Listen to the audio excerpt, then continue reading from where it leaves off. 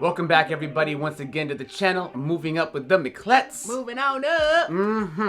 And today we are going to continue into our final episode of this higher education video series. And hopefully we've been able to provide you with great, thorough information to assist in making your decision on whether or not to pursue a four-year university or a community college education right out of high school a little bit easier.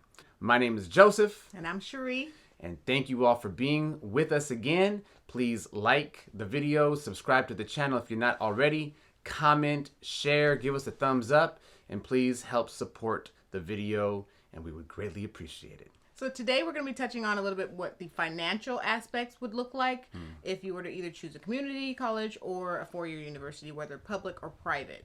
Since the prices are becoming a little bit more astronomical and might be out of reach for a lot of people, making them resort to taking out loans.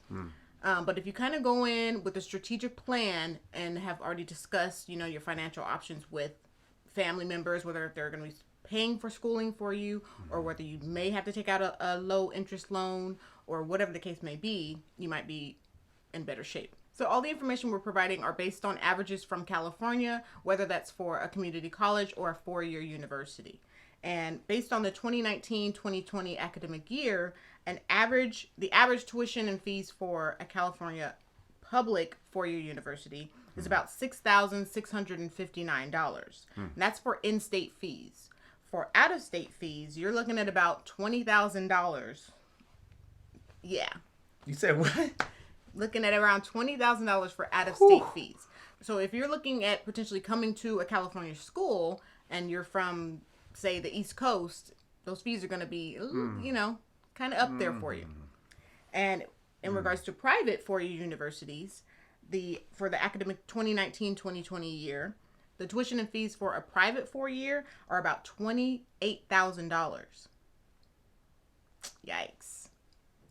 And that does not even include the cost of living. That does not include room and board. That does not include food. Yeah, that's important. But that don't include books. Well, tuition and fees, I believe they're including the books in there. So, smidge. But, like you said, that doesn't include food. That doesn't include room and board. Normally, if you're living on campus, the room and board may have a meal plan, so it might be included in that. Correct. That's where you got to do your due diligence. Yes. And find out exactly which tuition and fees that includes. Exactly. And what about for a community college? All right. So speaking of community college, there are two forms of community colleges as well. You have a public community college, and something I learned from this process, thanks to you, I didn't even know there was a private community college. But now that I think about it, it makes sense because I have heard of a lot of community colleges that are really rare in certain parts of California that are not commonly named after certain cities and communities. And you're like, never heard of that community college. Those might be private community colleges. So again, do your due diligence and do your own research. Now, let's look at the price for tuition and fees for public California community colleges. So if we're talking about in-state residents, your average tuition and fees for California residents is $1,515. And if you are an out-of-state resident, we're looking at $7,935. Again, that is average tuition and fees.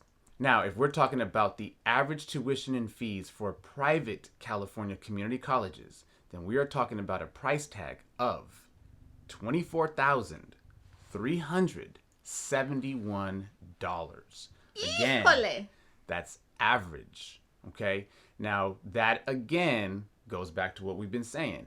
You have to do your own homework. You have to do your own research, right? Because you might want to attend a community college and not know that it might be a private community college. And so this is where you have to understand that there is a difference. Yeah. And a great website that I found recently when researching some of this information was called, it's www.collegetuitioncompare.com. So it actually pulls up every single college in California, whether that's beauty school, cosmetology, barber school, institutes for fashion, all of it. State schools, universities, private, public, you name it. Wow. And it lists the tuition and fees, it lists the room and board, it lists, other fees that were applicable to what you're looking for. So that would be a great website to start, even if you're just trying to maybe get an idea of what it would potentially cost you to attend that school. So maybe we'll link that website in definitely. the description below. So now let's take a look at some of the advantages that California residents have when it comes to applying to community colleges. Back in my day, hella back in the day, I wasn't that far. back in 1997, I applied for what was called the Board of Governors fee waiver. And that helped me out significantly because that took my $12 per unit. That's right, I said $12 per unit for tuition. And it removed it because I qualified for the BOG, or the Board of Governors fee waiver. Now, that has changed over the years, and so has the price of units. That has changed significantly over the last number of years. Now let's take a look at some of the programs, or at least one in particular that can be of great resource to you from a financial aspect. Now the BOG, or the Board of Governors grant, is called the California College Promise Grant. Again, that's the California College Promise Grant. And as I mentioned, now per unit, you're looking at paying $46. So it's taking that $46 per unit times 12, which would be $552. Yep, $552 per quarter or per semester. And if you qualify for this grant, you now get that eliminated. You are exempt from having to pay the tuition. So in other words, you now only have to pay for books or perhaps other fees.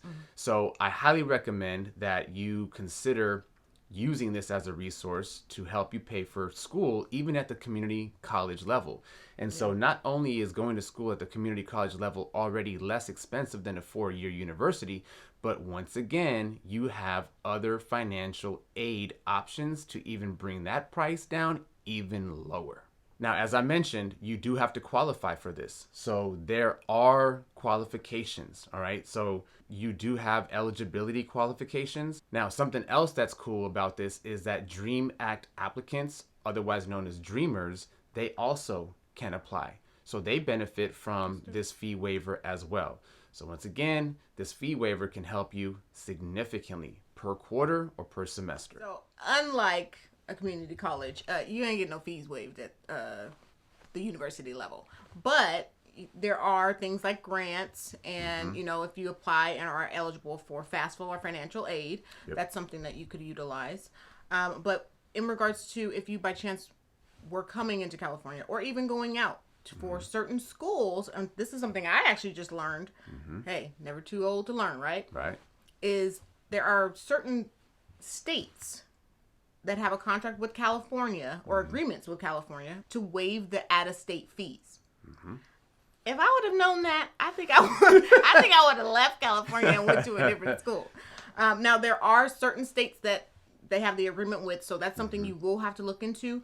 But the program is called WUE, which stands for Western Undergraduate Exchange. I think that's pretty dope. For you to be able to go to a school within one of those states and have the out-of-state fees, which are normally 3 times higher than regular tuition, have it waived.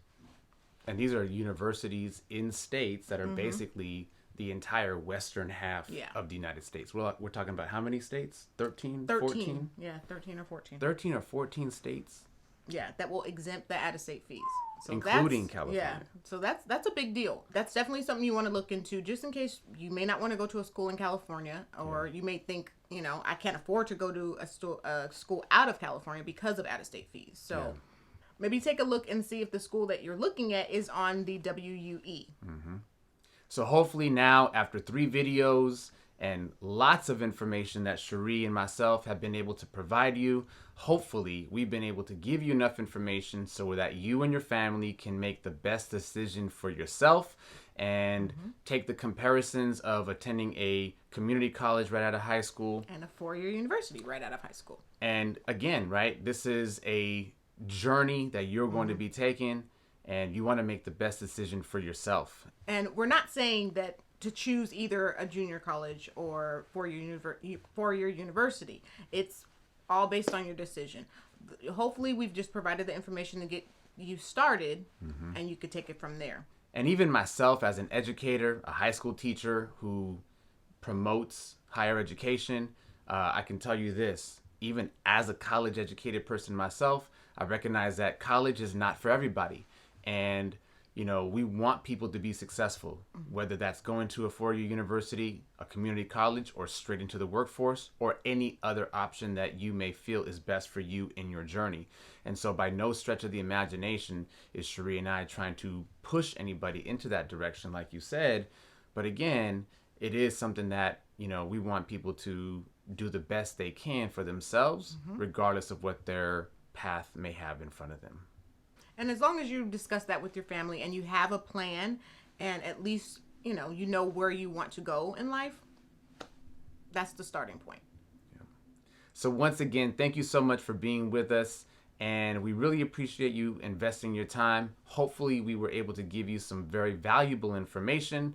And if you get something out of it, please, please, please share with your loved ones, share with your friends, share with complete strangers, and hopefully they're able to make the best decisions for themselves as well. Make sure you like, subscribe, ring the notification bell, and keep moving up with the Miclettes. Move on up, y'all. We'll see you next time.